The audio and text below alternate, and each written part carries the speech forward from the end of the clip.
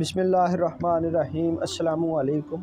आज हम गुफ्तगू करेंगे अल्लाह तबारक व तआला के अस्माए हुस्ना में से 8वें नंबर के नाम पर, और वो है अल-मुहैमिन। अल-मुहैमिन इसका माना है पूरी निगहबानी करने वाला।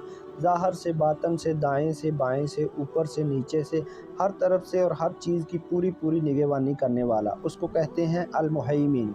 और ये नाम कुरान करीम में एक मरतबा आया है सूरत हशर में, अल-मुमिनु अल-मुहैमिनु अल-अज़ीज़ुल जब्बारुल मुतकब्बिर। अल्लाह तबारक व तआला की निगहबानी और निगरानी की बहुत बड़ी ताकत है इस नाम में।